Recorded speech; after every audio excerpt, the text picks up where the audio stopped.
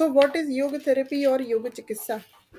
जैसे कि हम देखते हैं योग बहुत अभी पॉपुलर हो चुका है। बहुत लोगों में अवेयरनेस योगा को लेके हो रहा है, बढ़ रहा है धीरे-धीरे। तो योग और योग चिकित्सा में क्या डिफ़रेंस है?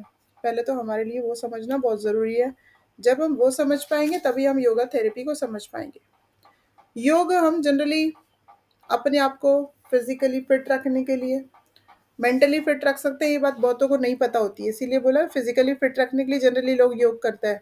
कई लोग हमारे पास जो आते हैं वो चाहते हैं जनरली वेट लॉस के लिए आते हैं, फिटनेस के लिए, जनरल फिटनेस के लिए। ठीक है, तो थेरेपी का क्या पार्ट है यहाँ पे? योग तो हमने समझ लिया कि फिजिकली फिटनेस के लिए होता है और एक थोड़ा ट्रेंड भी है, ऐसे समझ लीजिए। बट एक क्वेश्चन हमारे माइंड में आता है कि फिर थेरेपी क्या है? अगर वो योगा क्लासेस में वो चीज़ मिल सकती है, तो थेरेपी क्या है? The therapeutic employment of yoga entails the application of yogic practices for the purpose of curing illness.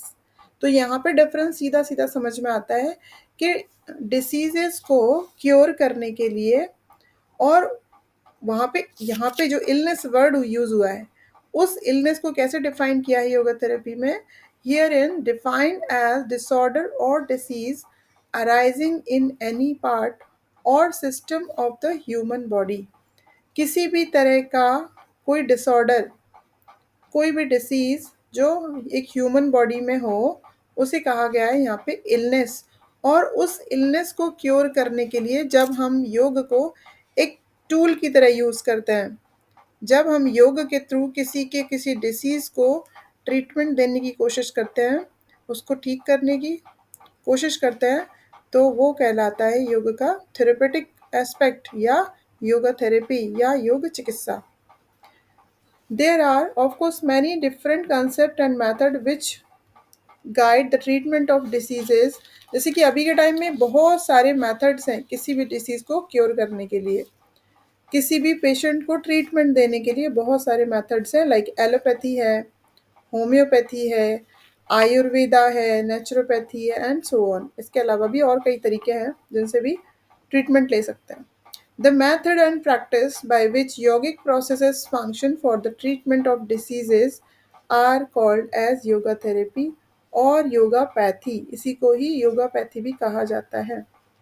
मतलब कि इतने सारे जो तरीके हैं जिनसे किसी पेशेंट को ट्रीटमेंट दिया जा सकता है, उनके डिसीज़ को ठीक करने की कोशिश की जा सकती है, उनमें उनमें तो अलग-अलग डिफरेंट तरीके होते हैं। एलोपैथी में अलग टाइप के मेडिसिन्स होते हैं। होम्योपैथी के मेडिसिन्स का जो पैटर्न होता है वो अलग होता है। पैटर्न भी अलग होता है ना? और मेडिसिन भी डिफरेंट होते हैं, उनका पैटर्न भी डिफरेंट होता है। आयुर्वेदा का पैटर्न उनसे भी अलग होता है। सबका डिसीज़ को ट्रीट करने का जो टाइम ड्यूरेशन है वो भी डिफरेंट होता है। वो पेशेंट पे, पेशेंट की डिसीज़ पे, उसकी सीवियरिटी पे, ये सब चीज़ों पर डिपेंड करता है। ये सब तो अलग तरीके हो गए। जब हम किसी डिसीज़ को योग के थ्रू ठीक करने की कोशिश करते हैं, तो वो कहलाता है योगापैथी और योगा थेरेपी। मतलब यहाँ पे योगा कैसे काम करता है? एक थेरेपेटिक टूल की तरह काम करता है। एक थेरेपेटिक टूल की तरह योगा यहाँ वर्क करता है। हमारे पास टॉपिक्स हैं, ठीक है, टॉपिक्स बाद में देखेंगे। अब प्रिंसिपल्स सबसे पहले समझते हैं कि प्रिंसिपल्स क्या हैं योगा थेरेपी के, किन प्रिंसिपल्स पे योगा थेरेपी काम करती है। When we set out to practice yoga चिकित्सा और योगा एज थेरेपी, जब भी हम योगा को एक थेरेपी की तरह यूज करते हैं, it is vital that we are conversant with important principles of the unique system of healthy living. One of the outcome of yoga practice is attainment of health। जैसे कि हमको पता है, एक बहुत अच्छी इंटरेस्टिंग चीज़ को जान लेते हैं। जैसे कि हम आयुर्वेदा के अकॉर्डिंग अगर देखें, तो हमारी ह्यूमन लाइफ की जो गोल है, ह्यूमन लाइफ का जो गोल है, उनको धर्म, अर्थ, काम और मोक्ष, इन चारों को माना गया है। इसमें से भी अल्टीमेट जो चौथा वाला है, मतलब मोक्ष, वो माना गया है। हर फिलॉसफी के अकॉर्डिंग, कोई भी धर्म हो, उसके अकॉर्डिंग माना गया है कि ह्यूमन लाइफ का अल्टीमेट गोल ये चारों हैं, धर्म, अर्थ, काम और मोक्ष। तो अगर हमारी धर्म मतलब अपनी ड्यूटीज़ को प्रॉपर वे में अपनी ड्यूटीज़ करना, ठीक है। अर्थ मतलब मनी को, अब आप जो भी चीज़ें करोगे, अपनी ड्यूटीज़ करोगे किसी के प्रति, अपनी फैमिली के प्रति, अपने जो भी हैं आपके रिलेटिव्स, या जो भी जिम्मेदारियां हैं आपकी, उसके वो उनको पूरा करना मतलब धर्म। और उन जिम्मेदारियों को पूरा करने के लिए, अपनी फैमिली की और अपनी बेसिक रिक्वायरमेंट्स को पूरा करने के लिए हमको मनी की ज़रूरत पड़ती है। तो दूसरा, हम मनी अर्न करते हैं। हाँ, तो वो हुआ अर्थ। तीसरा, कुछ हमारी भी डिज़ायर्स होते हैं लाइफ में, जीवन में सुख सुख भोगना, वो आते हैं काम में। और चौथा सबसे लास्ट में आता है मोक्ष। अगर इन तीनों का, अगर वो जो मोक्ष के पहले वाले जो तीनों हैं, अगर हमने उनको किसी भी गलत तरीके से हमने उनको अपनी लाइफ में लाए, मतलब धर्म नहीं कर रहे, गलत तरीके से धर्म के विरुद्ध आचरण कर रहे हैं। दूसरा अर्थ, अगर मनी अर्न करने के लिए कोई गलत तरीका इस्तेमाल कर रहे हैं। तीसरा काम, अगर काम मतलब अपने विषयों को भोगने के लिए कोई भी गलत तरीके से विषय भोग कर रहे हो, मतलब जितना ज़रूरी है उतना सभी को छूट है हमारे धर्म में, लेकिन अगर उनके लिए कोई गलत तरीका इस्तेमाल कर रहे हैं काम, और तो फिर चौथा वाला जो है वो मोक्ष प्राप्त नहीं होगा, ऐसा माना जाता है। तो इन सब चीज़ों के लिए, मतलब मनी भी अर्न करना है, अपनी ड्यूटीज़ भी पूरी करनी है, और अपने आप को खुश भी रखना है, मतलब कि काम। अगर हमारी बॉडी ही हेल्दी नहीं रहेगी, योगा थेरेपी यहाँ पे क्या बात करती है, अब इस योगा थेरेपी से रिलेट करते हैं इसको। अगर हम कंप्लीटली हेल्दी ही नहीं हैं, तो आपको लगता है कि आप अपनी जो ड्यूटीज़ हैं घर के प्रति आप पूरी कर सकते हो? नहीं कर पाएँगे। आप अपने टाइम टू टाइम आप अपने घर के मेंबर्स को कोई भी चीज़ें उनकी जो आपकी ज़िम्मेदारियाँ नहीं कर पाओगे। आपका किचन वर्क, आपका जो वर्क लाइफ़ है, उसको मेंटेन नहीं कर पाओगे। दूसरा अर्थ, आप जो भी काम करते हो बाहर, जो भी ड्यूटी होंगी आपकी, आप उनके लिए नहीं जा पाओगे, आप कोई भी काम ऐसा नहीं कर पाओगे, बिकॉज़ फिज़िकली मेंटली हेल्दी नहीं है। तो एक भी चारों में से जो एक भी पुरुषार्थ है वो हम अचीव नहीं कर सकते, अगर हम कंप्लीटली हेल्दी नहीं है। तो दैट मीन्स योगा थेरेपी कैसे हेल्प करती है हमको? योगा थेरेपी हेल्प करती है इन चारों पुरुषार्थों को अचीव करने में। अच्छी हेल्थ की जो ज़रूरत है वो योगा थेरेपी के थ्रू हम अचीव कर सकते हैं। तो ये हमारे अल्टीमेट गोल को अचीव करने में योगा थेरेपी हेल्पफुल है। उसके अलावा तो प्रिंसिपल्स की भी बात करेंगे। पहले हमने उसका बेसिक जो है वो समझ लिया कि क्यों ज़रूरत है उसकी। Yoga also help maintain and sustain the dynamic state of health after it has been attained through self-effort. We must not, however, forget that it often actually more challenging to maintain this state than to attain in the first place. मतलब इस तरह से हमको जो हमारी अच्छी health को achieve करने में ये योगा थेरेपी काफ़ी हेल्पफुल होती है। अब हम इसके अगर प्रिंसिपल्स पे आए कि योगा थेरेपी में किस तरह से काम किया जाता है, या आप किसी तरीके पेशेंट को योगा थेरेपी के थ्रू हम कैसे हील कर सकते हैं, कैसे ट्रीटमेंट दे सकते हैं, तो उनमें कुछ बातें जो ध्यान रखने की होती हैं, मतलब कि उसके प्रिंसिपल्स क्या है। पहला, become aware of your body, emotions and mind. इसको कैसे समझेंगे हम? मीन्स अवेयरनेस की यहाँ बात हो रही है, ठीक है। तो जब भी हम आसनास करते हैं, तो जब क्या बोला जाता है, आसन पे फ़ोकस करिए, आसन के होल्डिंग पे फ़ोकस करिए, ना कि आसन करते वक़्त कोई और विचार, कोई और थॉट्स हमारे माइंड में आना चाहिए। मतलब कि हमारा जो अवेयरनेस है, वो पूरा का पूरा उस आसन में जिस भी बॉडी के पार्ट पे, जिन भी मसल्स पे प्रेशर आ रहा है, स्ट्रेच फ़ील हो रहा है, उन पे फ़ोकस मतलब अवेयरनेस। इसका क्या मतलब है? योगा थेरेपी में इसको इतना इम्पोर्टेंस क्यों दिया गया है? Because awareness of body implies conscious body work that needs to be synchronized with breath to qualify as a psychosomatic technique of health and healing. देखिए, एक साइकोसोमेटिक टेक्निक है हीलिंग का। योगा थेरेपी कैसा है, बाकी मेडिसिन की तरह, बाकी टेक्निक्स की तरह नहीं है। ये क्या है, एक साइकोसोमेटिक टेक्निक है। साइकोसोमेटिक इसलिए, जब आप सोमैटिकली मतलब फिजिकली कोई काम कर रहे हो, तो उसमें आपका माइंड भी इन्वॉल्व होना चाहिए।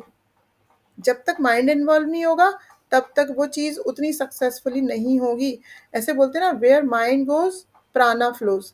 आप जहाँ आपका माइंड, आप कहीं आपको छोटा सा बाउंड भी अगर हुआ है और आपका ध्यान, ये समझिए नी में इशू, थोड़ा नी में पेन हो रहा है, बार बार अगर सोचेंगे ना मेरे नी में पेन है, मेरा नी हर्ट हुआ है, मुझे नी में बहुत पेन है, कोई ने किसी ने बोला बैठ जाइए, नहीं मेरे तो नी में बहुत पेन है, मैं तो नहीं बैठ पाऊंगी। अगर आप बार बार हर्ट हुआ है, पेन है, हर्ट हुआ है, पेन है, यही सोचेंगे, तो क्या होगा, वो वो हील जल्दी नहीं होगा, क्योंकि हम बार बार पेन और हर्ट होने के बारे में बात कर रहे हैं। तो आप जिस तरह का विचार अपने माइंड में लाएंगे, वैसा ही हमारे प्राण फ्लो होते हैं और वो उस चीज़ को और डैमेज करते चले जाएंगे। इसीलिए अवेयरनेस जब जहाँ रहेगी, जिस जगह पे आप अवेयरनेस रखोगे, हर्ट पे, मतलब आप सोचोगे कि मेरे को तकलीफ हो रही है पेन पे या फिर हीलिंग पे, हीलिंग पे अवेयरनेस होगा तो हील होना स्टार्ट हो जाएंगे। इसीलिए योग को एक साइकोसोमैटिक टेक्निक बोला जाता है। इसीलिए ये साइकोसोमैटिक डिसऑर्डर्स के लिए बहुत ज़्यादा हेल्पफुल है। Psychosomatic disorder that are men of modern world cannot be tackled without awareness। जितने भी साइकोसोमैटिक डिसऑर्डर्स आज की डेट पे हैं, आप सभी को पता है, डॉक्टर्स डॉक्टर्स सीधा बता देते हैं योगा करिए, योग आपको बहुत हेल्पफुल होगा। क्यों दूसरा जिमिंग, दूसरे एक्सरसाइज नहीं बोलते? क्योंकि उनमें अवेयरनेस के साथ में कोई लेना देना नहीं होता, उनमें होल्डिंग नहीं होती है, और जहाँ होल्डिंग है वहीं अवेयरनेस है। वहाँ रुकना होता है, अपने उसी बॉडी पार्ट्स के साथ हमको सिंक्रोनाइज करने होते हैं अपने ब्रीदिंग। तो ऐसा पहला वाला जो है हमारा पॉइंट, वो बहुत इंपॉर्टेंट है, अवेयरनेस अपनी बॉडी के प्रति, अपने इमोशंस के प्रति और अपने माइंड के प्रति। ये तो आसनों की बात हुई। अगर हम प्राणायाम और मेडिटेशन पे जाएं तो और भी इन अपने अवेयरनेस की और ज़्यादा ज़रूरत होती है। लाइक हमने आंखें बंद करके ओंकार मेडिटेशन स्टार्ट किया, ये एकदम ब्लैंक, मत जस्ट हमने अपने ब्रीदिंग पे फोकस कर लिया। ओंकार में तो भी एक ऑब्जेक्ट होता है। अगर हम ब्रीदिंग पे अवेयरनेस वाला मेडिटेशन कर रहे हैं, समझ लीजिए, ठीक है, आंखें बंद कर ली, थोड़ी देर शांत रहे और धीरे धीरे हमने स्टार्ट किया अपनी इनर जर्नी।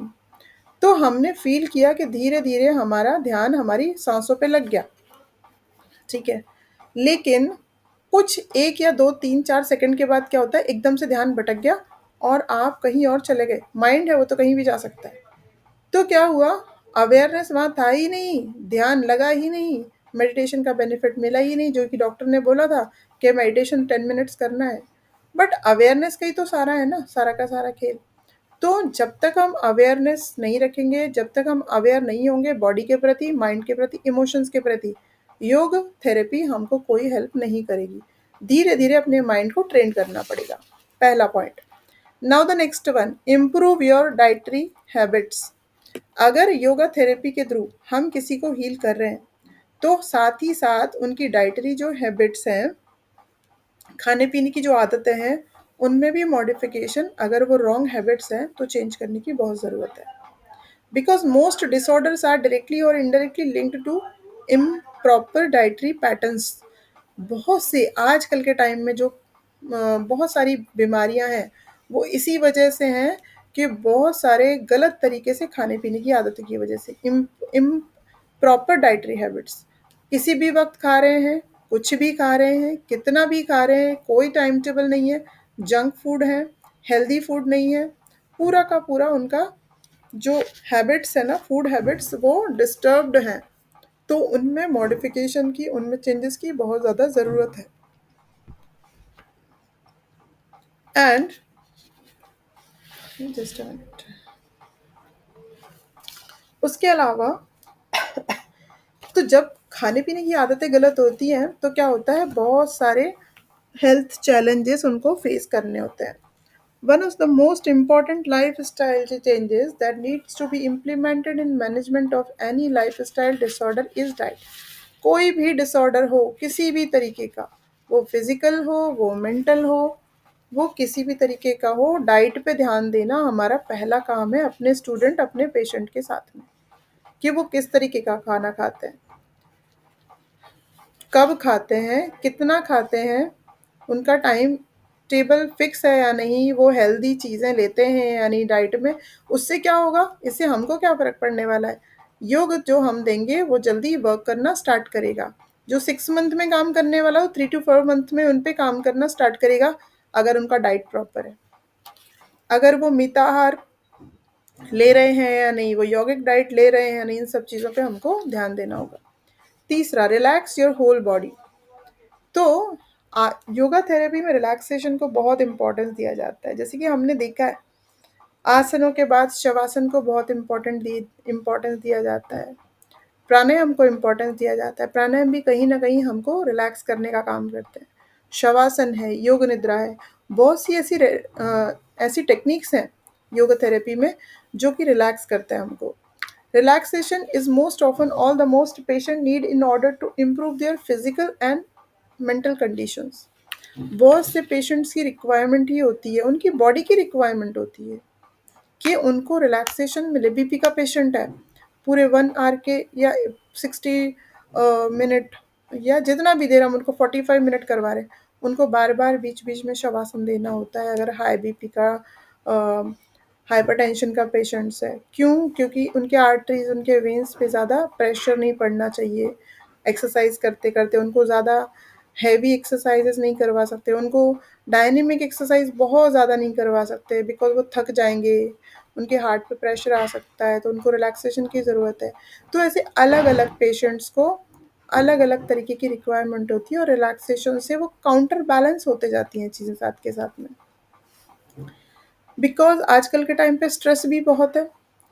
स्ट्रेस एक मेजर कॉज है आजकल के डिसीजेस का, मेजर कल्प्रिट है वो, and may be the causative, aggravating, और मतलब कैसा है वो, जब अगर किसी को स्ट्रेस है तो उसको कोई भी बीमारी बहुत जल्दी अट्रैक्ट कर लेता है वैसे पर्सन, क्योंकि वो एक तो निगेटिविटी की वजह से क्या होता है, उनका इम्यून सिस्टम डैमेज हो जाता है, जल्दी से बीमारियां उनको अटैक होती हैं।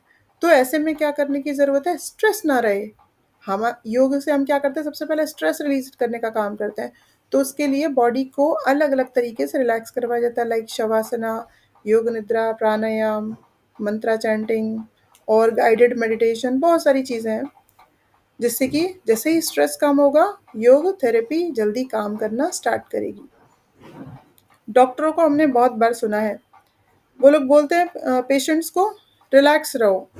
स्ट्रेस के पेशेंट्स को बोलेंगे, पैनिक हो रहे हैं किसी कारण से उनकी बीमारी की वजह से, वो बोलेंगे रिलैक्स रहो तो आप जल्दी ठीक हो जाओ, बट ये कोई नहीं बता पाता कि रिलैक्स कैसे रहना है। तो relaxation is a part of every yoga session is most important for it to during the benefit of practice done in the session। जो भी बीच बीच में सेशन के बीच में जो जो प्रैक्टिसेस होते हैं योग निद्रा वगैरह की, वो ऐसे में बहुत इंपॉर्टेंट होते हैं और बहुत इफेक्टिव होते हैं। उससे क्या होता है, एक सेलुलर लेवल पे छोटे छोटे सेल्स में एक रिलैक्सेशन तक का, उनको छोटे छोटे सेल्स से लेकर डीपर लेवल तक रिलैक्सेशन फील होने लगता है। और इससे क्या होता है, एक उनको रेस्ट मिलता है, बॉडी को, सेल्स को रेजुविनेशन मिलता है और री इंटीग्रेशन मिलता है। तो रिलैक्सेशन योगा थेरेपी का एक इम्पॉर्टेंट पार्ट है। Now the fourth one, slow down your breath making it quiet and deep. चौथा और इम्पॉर्टेंट पार्ट योग थेरेपी का, कि अपने ब्रेथ पे काम किया जाता है। इसमें ब्रेथ पे कैसे काम किया जाता है, हम तो दिन भर ही ब्रीदिंग करते हैं, बट योग थेरेपी में कैसे किया जाता है कि जब अपनी ब्रेथ को लंबा और गहरा बनाने की कोशिश की जाती है। क्यों? क्योंकि हम दिन भर में एक भी बार ऐसे सांस नहीं लेते जो कॉन्शियस होता हो, सिर्फ ये इनवॉलेंट्री प्रोसेस है, अपने आप चल रही है। अभी भी स्टिल, अभी हम यहाँ हैं, हमारी सांसें चल रही हैं अपने आप रैंडमली, जैसे बचपन से लेते आए वैसे ले रहे हैं। हमने उस पर कोई कभी उस पर ध्यान नहीं दिया। तो इनको थोड़ा ध्यान से जब हम प्राणायाम के टाइम पे लेते हैं, डीप इनहेलेशन और एक्सहेलेशन कंट्रोल्ड मैनर में, मतलब ध्यान देते हुए, लेकिन कोई पॉज नहीं होता, कोई ब्रेक नहीं होते, उस एक फ्लो में एक्सहेल करते हैं। इस तरह के अवेयरनेस के साथ जब हम अपनी ब्रीदिंग को थोड़ा लंबा और गहरा बना लेते हैं, तो धीरे धीरे ये हमारी स्लो डाउन कर लेते हैं। तो क्या होता है, सबसे पहले हमारे ब्रेन पे काम करना शुरू करता है, ब्रेन के सेल्स पे काम करना शुरू करता है, और हमारे ब्रेन का जो थॉट प्रोसेस है वो धीरे धीरे स्लो डाउन होने लगता है। इसके पहले वाला जो पॉइंट था, relax your body, relax your mind, उस वाले पॉइंट पे जाके इफ़ेक्ट करता है। जैसे ही आपकी ब्रेथ स्लो डाउन होती है, वैसे ही आपके माइंड के थॉट प्रोसेस स्लो डाउन होना स्टार्ट हो जाते हैं। क्योंकि ब्रेथ एक लिंक है between your body and mind and is the agent of physical, physiological and mental unification. एक एजेंट की तरह काम करती है। आप कभी ट्राई कर लीजिए, थोड़ा स्ट्रेस फील हो रहा है, 10 बार कॉन्शियस ब्रीदिंग कर लीजिए। उसी वक्त थोड़ा सा स्ट्रेस लग रहा है, चाहे वो स्ट्रेस किसी भी रीज़न से हो, आप बिना कुछ सोचे आंखें बंद करके लंबी गहरी सांस 6 सेकेंड काउंट करके, मेंटल काउंटिंग, और 6 सेकेंड में उसका एक्सेलेशन ऐसे कर लीजिए। आपको वो प्रॉब्लम तो एज इट इज़ अपनी जगह पे है, आपका उसको हैंडल करने का तरीका बदल जाएगा।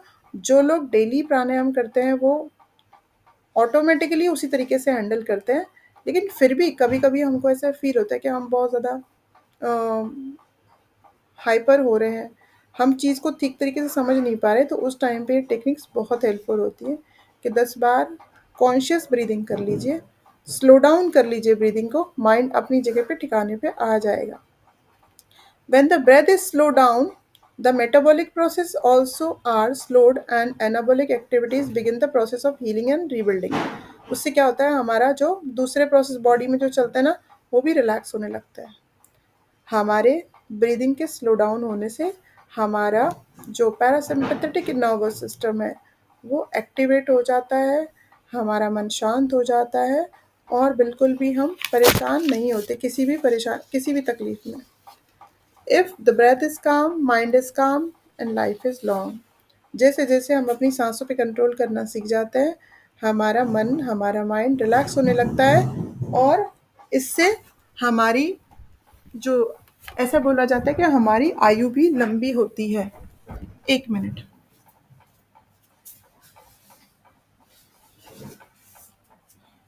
Next one, next point. 1 second बस। Now the next point. Calm down your mind and focus it inwardly. तो अपने माइंड को किस तरीके से फोकस करना योग थेरेपी में, माइंड को फोकस करने बोला गया है, माइंड को काम डाउन करने बोला गया है योग थेरेपी में, तो कैसे करेंगे? और बिकॉज ऐसे बोला जाता है हमारा जो माइंड है वो एक ड्रंकन मंकी की तरह होता है। Drunken monkey bitten by a scorpion says our scriptures to bring the wayward, agitated mind under control and take it on a journey into your inner being is a fundamental in finding a way out of the disease maze in which we are entangled like a fly in the spider's web. हमारा मन कैसा है, एक monkey की तरह है। जो monkey एक जगह पे बिल्कुल नहीं टिकता, इधर से उधर भागते रहता है। आप उसको ट्रेनिंग नहीं दे पाते, वो इधर से उधर भागते रहता है, उसको जो मर्जी आए करता है। ऐसे ही हमारा मन है, हम बोलेंगे ना कि अभी आप एग्ज़ाम के बारे में बिल्कुल मत सोचो, तो अब मन जो नहीं बोलोगे वही सोचेगा, मना किया था ना वो ज़रूर करेगा। क्यों? क्योंकि हमारा माइंड ऐसा ही है, उसका नेचर ही वैसा है। तो माइंड को ट्रेनिंग देनी होती है। माइंड को ट्रेनिंग कैसे देंगे कि जहाँ ज़रूरत नहीं है वहाँ भागने की ज़रूरत है। उसका लिमिटेशन सेट कैसे करें हम कि इसके बाहर तुमको सोचना ही नहीं है, ठीक है? तो वो तो अपने मन मर्जी करता है। तो जैसे-जैसे हम ब्रेथ को कंट्रोल करें थे इसके पहले वाले पॉइंट पे, जैसे-जैसे ब्रेथ पे कंट्रोल आ जाएगा प्राणायाम करके, मन भी आपके कंट्रोल में आ जाएगा। मन के विचार भी आपके कंट्रोल में आ जाएँगे। तो इस तरीके से मन को कंट्रोल करने, माइंड को रिलैक्स करने, माइंड को काम डाउन करने का जो टेक्निक है वो योग थेरेपी में है। उसके लिए हम प्राणायाम करके अपने माइंड को कंट्रोल करते हैं। It is only after this concentration practice leading to meditation can have any use. Just sitting and thinking about something is not meditation.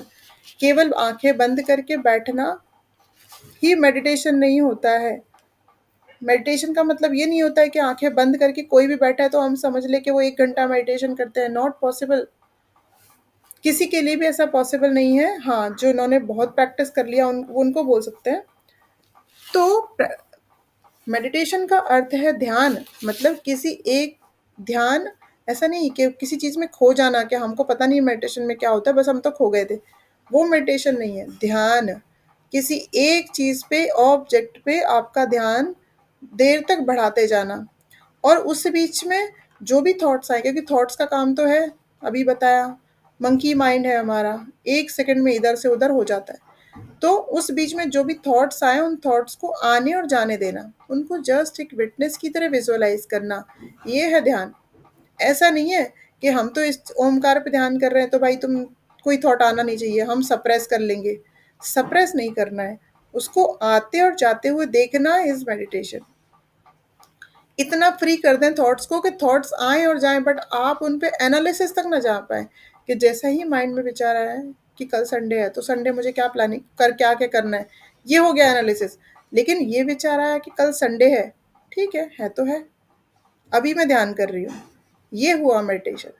अगर सोचा मेडिटेशन के बीच में कल तो संडे है तो मुझे क्या क्या करना है, और हमने पूरा प्लानिंग मेडिटेशन में ही कर डाला, तो वो ध्यान नहीं है, वो सिर्फ आंखें बंद करके बैठना है।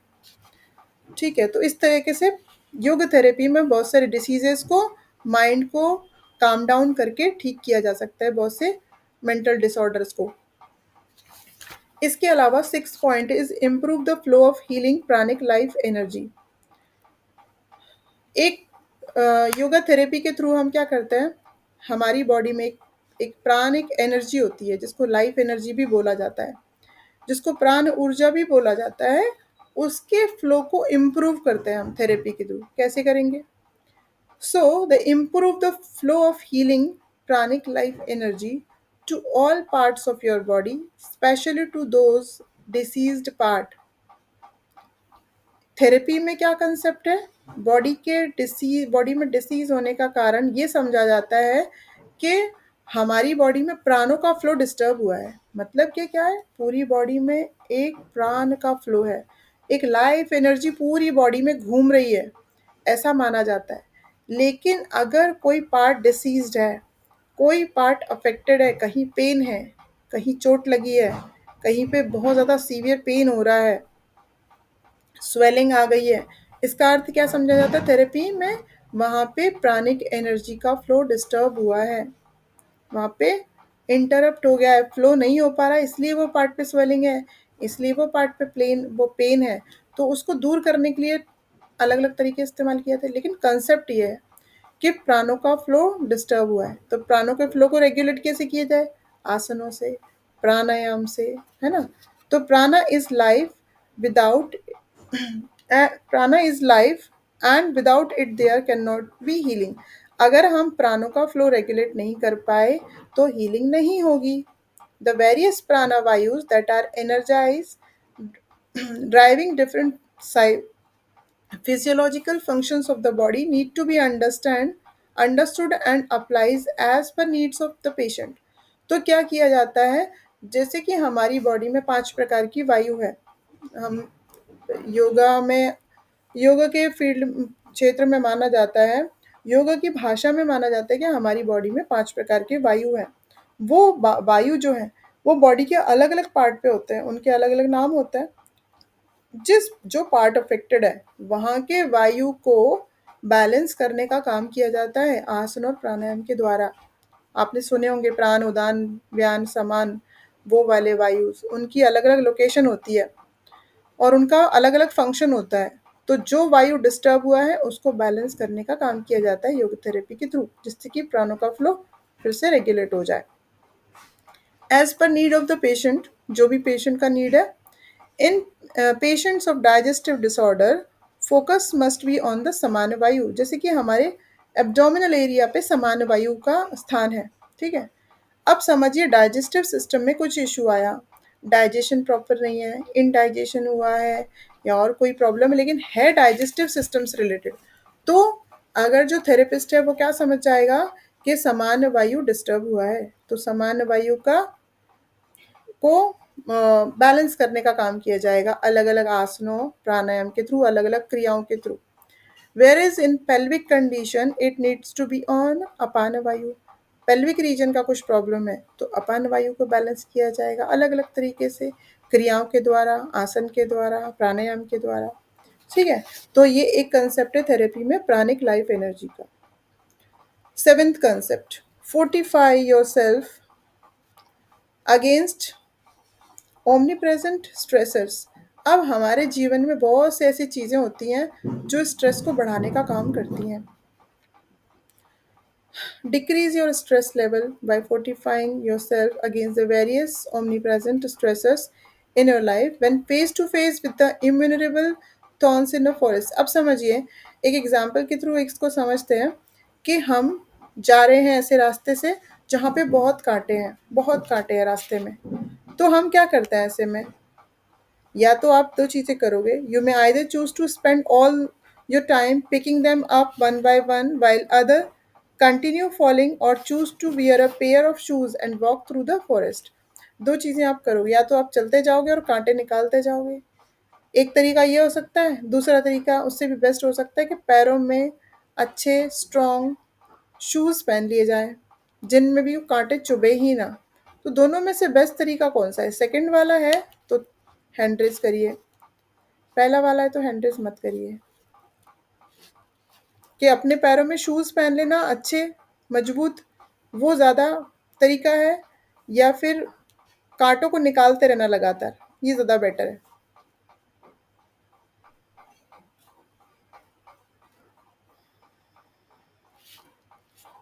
सेकंड वाला ना, सेकंड वाला ठीक है।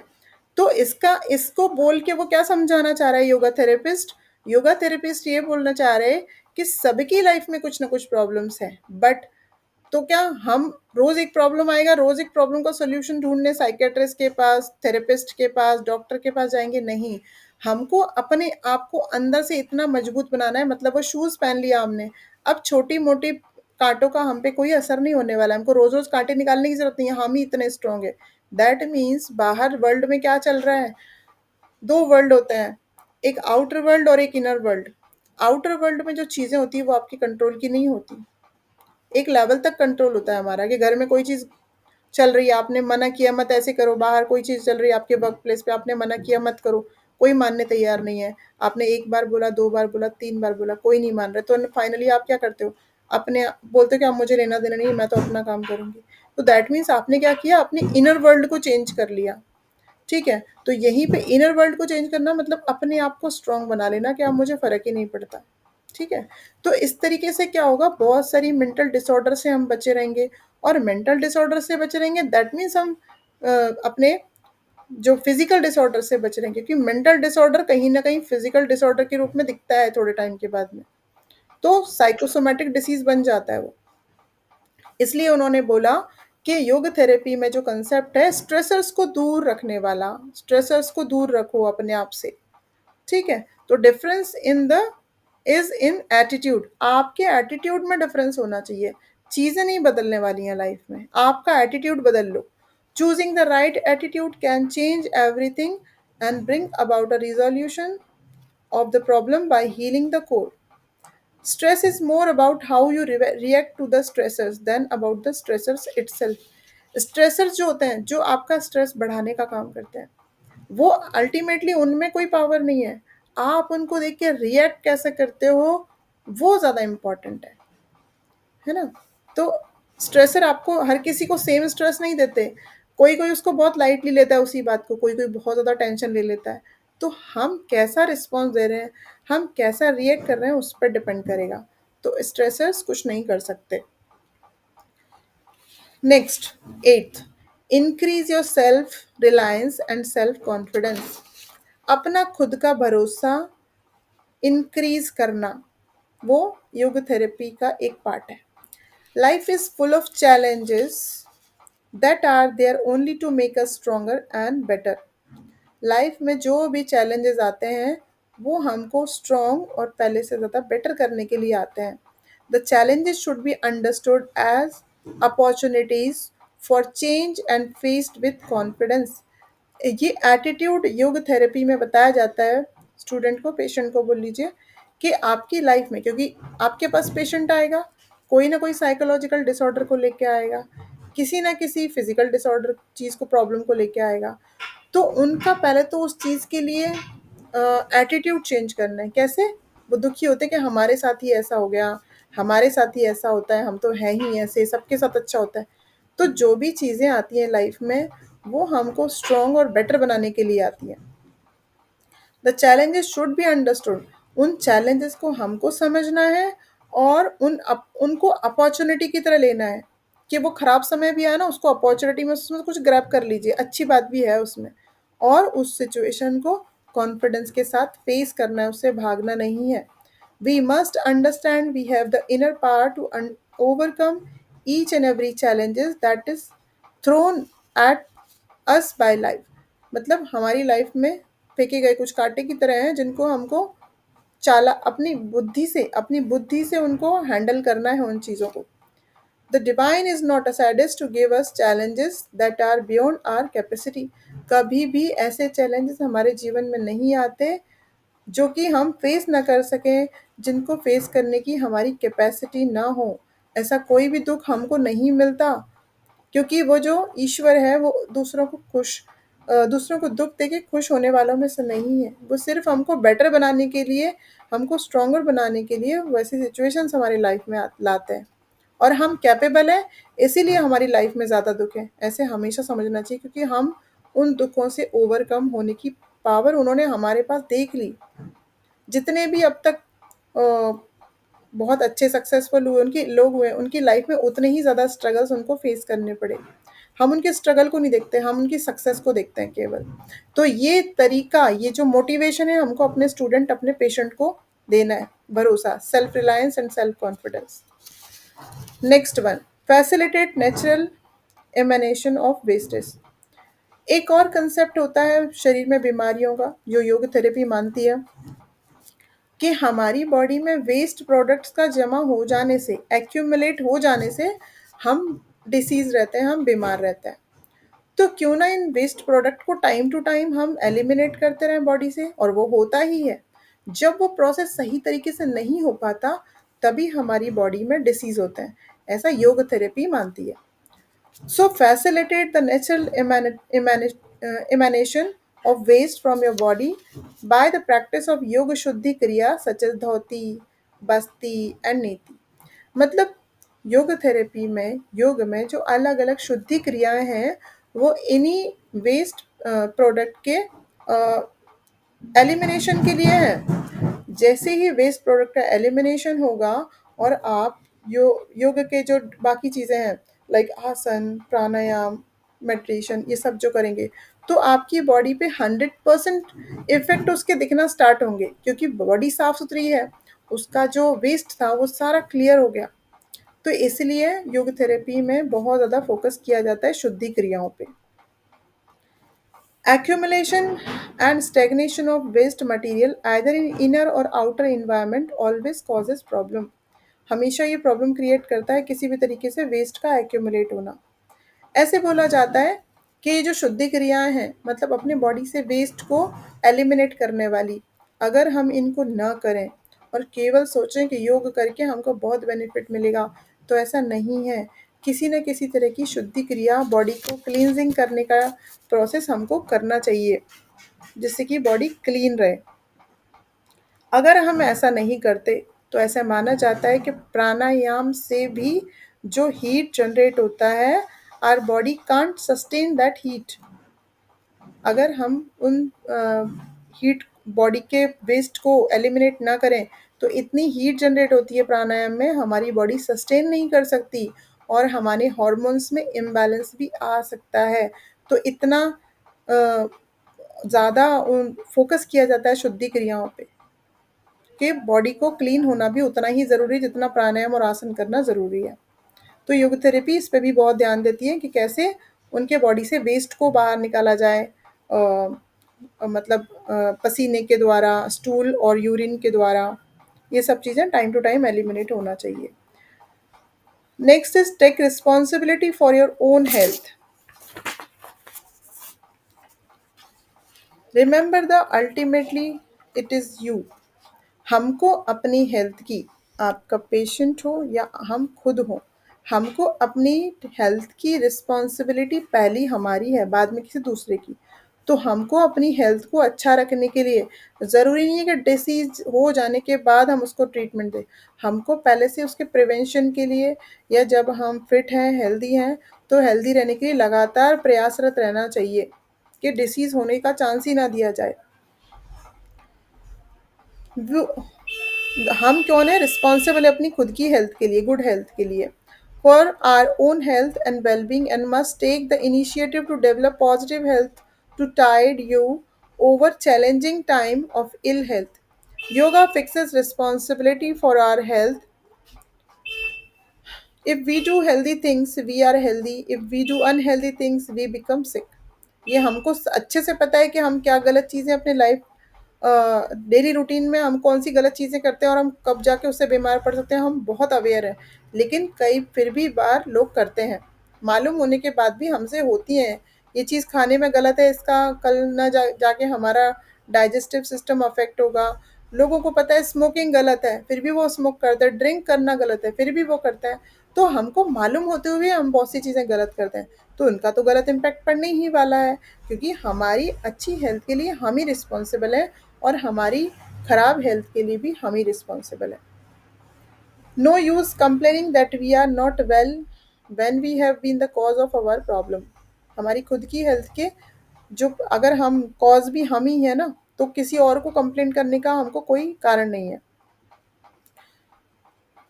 हमको प्रॉब्लम नहीं होती, you don't have problems, you are the problem. हमको कोई प्रॉब्लम नहीं है, हम ही उस प्रॉब्लम की जड़ हैं, हमने ही अपनी बॉडी को खराब किया है। अब लास्ट इसका जो पॉइंट है, जो प्रिंसिपल है योग थेरेपी का, वो है health and happiness are your birth right. Health and happiness are your birth right. Claim them and develop them to your maximum potential. आपके लिए खुश रहना और हेल्दी रहना ये आपके बर्थ राइट्स हैं, उनको क्लेम कीजिए। ना कि बीमार रह के दूसरों को कंप्लेन करना है या ईश्वर को कंप्लेन करना है कि हमारी लाइफ में ऐसा हुआ। हमारे बर्थ राइट्स हैं और हम उनको क्लेम कर सकते हैं, अच्छा जीवन जी सकते हैं, खुश रह सकते हैं, बिकॉज प्रॉब्लम सभी की लाइफ में है। द मैसेज ऑफ ठीक है, इसको छोड़ देते हैं।